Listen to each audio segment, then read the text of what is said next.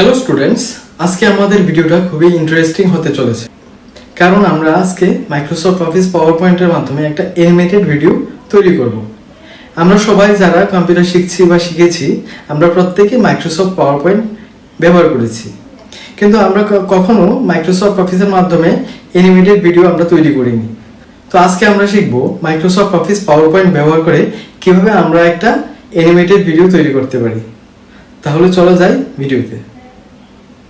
প্রথমে আমরা Microsoft power point আমরা ওপেন করব। ওপেন করার পর স্লাইডের উপর যদি কোনো টেক্সট থাকে ওইগুলো আমরা প্রথমে রিমুভ করে নেব, কারণ আমরা যে অ্যানিমেটেড ভিডিওটা তৈরি করছি তার জন্য সম্পূর্ণ ব্ল্যাঙ্ক পেজ আমাদের দরকার। এইবার পেজ আনার পর আমাদের কিছু অবজেক্ট দরকার, যেমন কিছু পিকচার থাকবে, অ্যানিমেটেড পিকচার, যেগুলি দেখতে একটু অ্যানিমেটেড হবে, এবং কিছু গিফ পিকচার লাগবে, পিএনজি পিকচার লাগবে। ওইগুলি আমরা গুগল থেকে ডাউনলোড করে নেব। আমাদের অ্যানিমেটেড ভিডিওর এলিমেন্ট হিসেবে প্রথমে আমরা কিছু ন্যাচারাল পিকচার ডাউনলোড করব।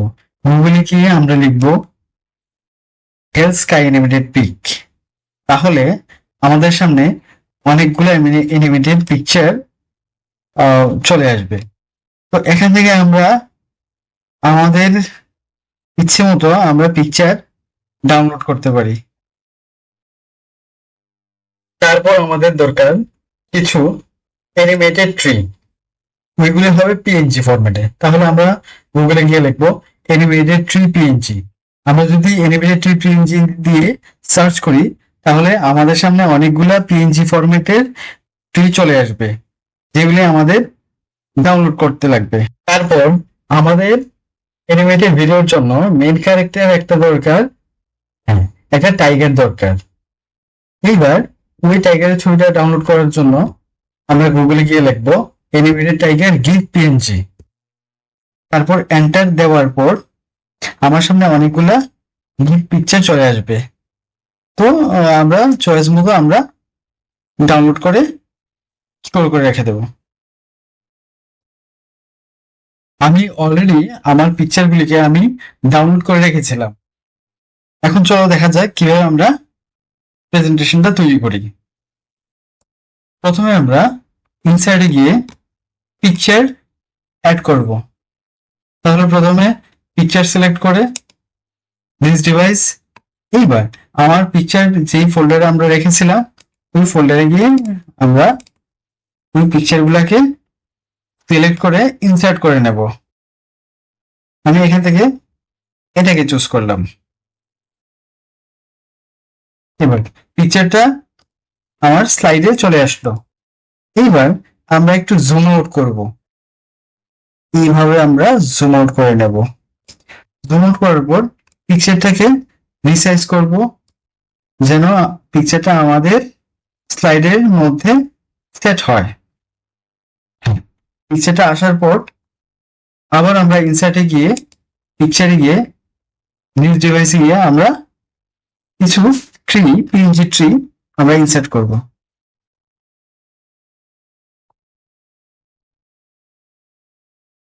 আমরা 3টা ট্রি ইনসার্ট করলাম।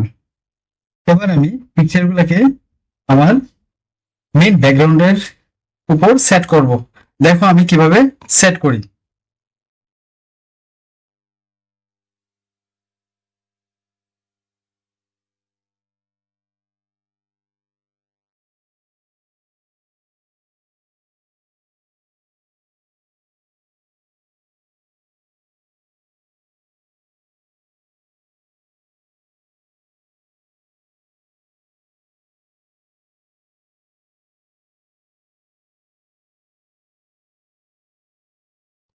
এখন এই 4টা পিকচারকে, সামনে 3টা পিকচার এবং ব্যাকগ্রাউন্ড পিকচার, সবগুলিকে আমরা সিলেক্ট করে গ্রুপ করব।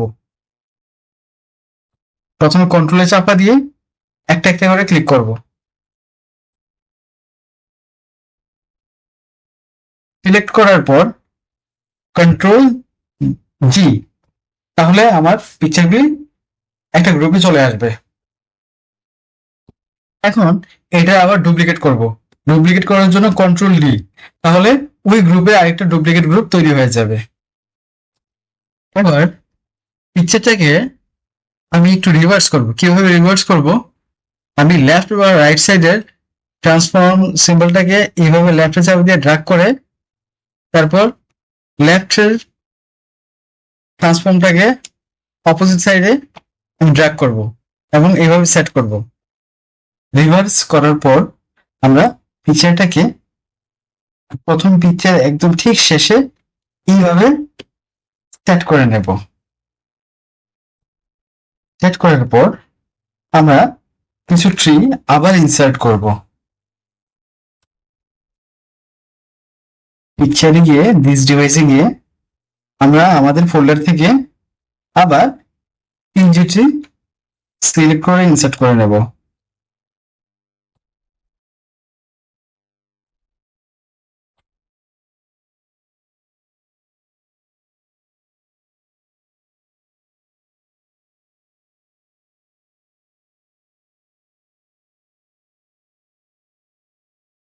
পিকচারগুলো ইনসার্ট করার পর আমরা সেগুলিকে আমাদের জায়গা মতো সেট করব।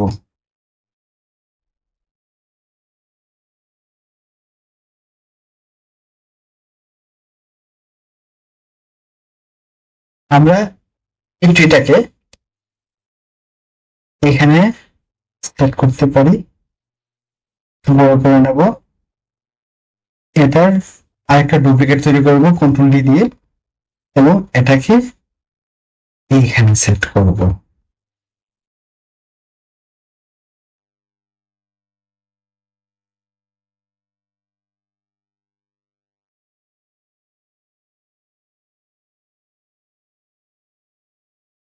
এবার আমাদের কিছু গ্লাস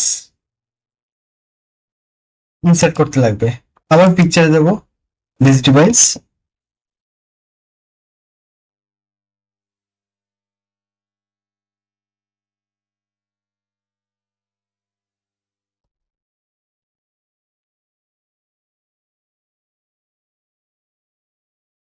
এটাকে আমরা ডুপ্লিকেট করব কন্ট্রোল ডি দিয়ে।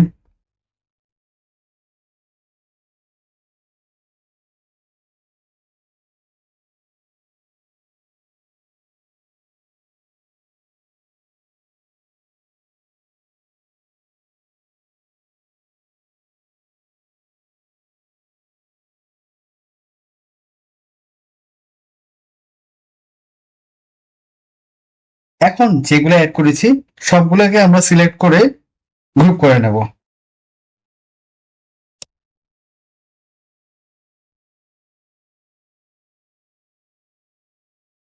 কন্ট্রোল জি দিয়ে আমরা গ্রুপ করব।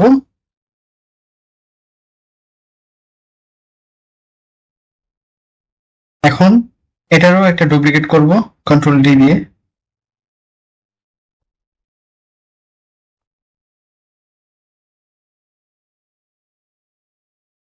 এখন এটাকেও গ্রুপ করব।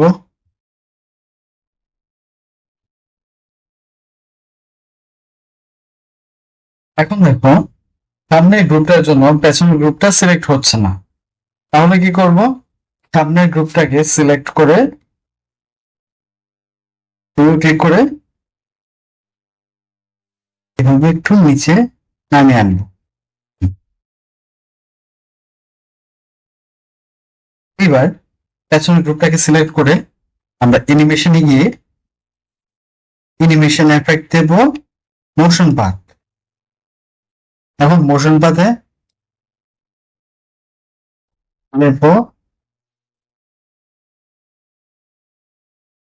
লেফট।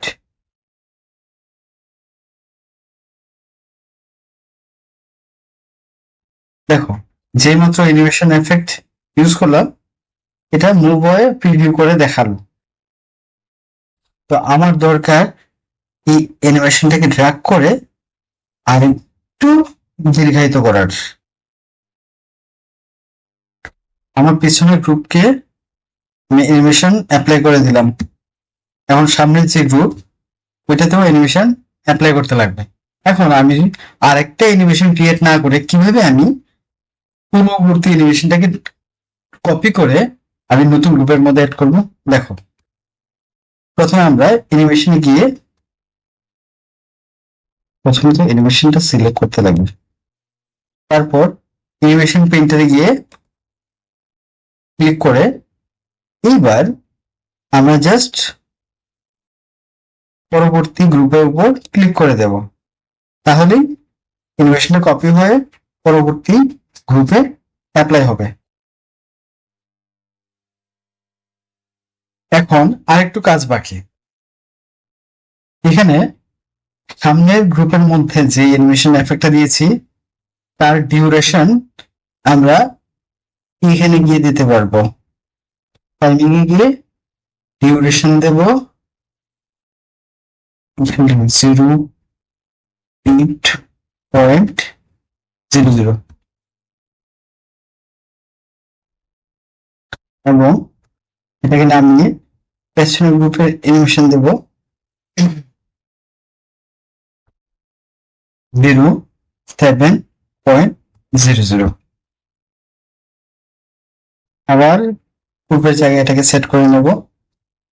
এবার আমাদের মেইন ক্যারেক্টার টাইগার আমরা ইনসার্ট করব। আবার ইনসার্টে গিয়ে পিকচারে গিয়ে দিস ডিভাইস এবং আমাদের ফোল্ডার থেকে আমরা টাইগারের পিএনজি ফাইলটা যেটা আমরা ডাউনলোড করে রেখেছিলাম ওটা সিলেক্ট করে ইনসার্ট করে নেব। এটাকে আমরা ঠিক এইখানে সেট করব। প্রথম গ্রুপ আমরা যেটা ক্রিয়েট করেছিলাম ওই গ্রুপের সামনে হবে এবং দ্বিতীয় গ্রুপের পেছনে। তার মানে আমাদের যে বড় বড় গাছগুলো আছে তার পেছনে টাইগারটা সেট করব। তাহলে এইখান থেকে সিলেকশন প্যান থেকে আমরা টাইগারের পিকচারটা এটাকে নিচে নামিয়ে আনবো। বাস, টাইগারটাকে একটু উপরে উঠিয়ে যেন প্রপারলি দেখা যায়। এবার টাইগারের মধ্যে একটা অ্যানিমেশন পাথ ইউজ করব। অ্যানিমেশন গিয়ে এর অ্যানিমেশন মোশন পাথ এবং প্রথমে আমরা লেফট দিয়েছিলাম, এখন আমরা দেবো রাইট।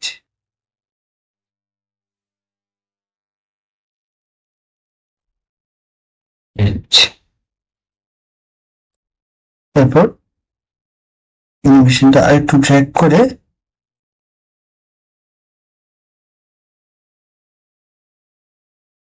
এতটুকু আনবো।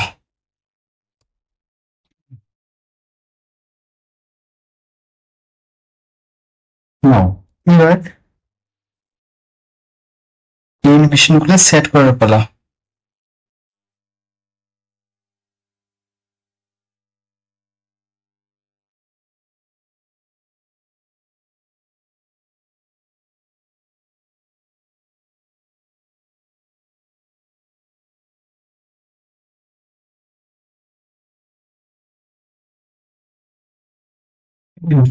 টাইগার অ্যানিমেশনের মধ্যে ডিউরেশন আমরা দেব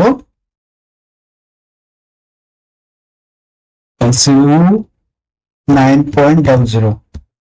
এখন অ্যানিমেশন প্রথম গ্রুপের অ্যানিমেশন এবং দ্বিতীয় গ্রুপের অ্যানিমেশন আমরা সিলেক্ট করব। কন্ট্রোলে ক্লিক করে আমরা দুটো অ্যানিমেশনকে একসাথে ক্লিক করার পর আমরা রাইট ক্লিক করব।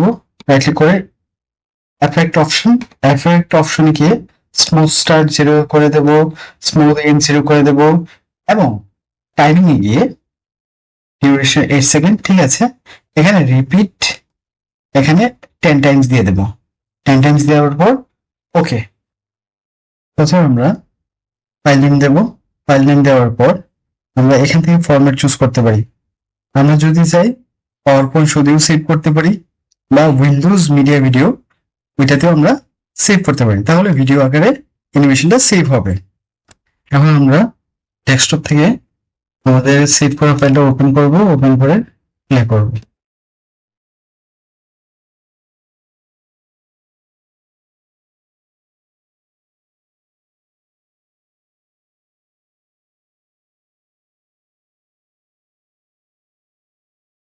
আমরা প্রেজেন্টেশনের মধ্যে রিপিটেড 10 টাইমস দিয়েছিলাম, তো সুতরাং এটা 10 বার এইভাবে কন্টিনিউয়াসলি চলতে থাকবে।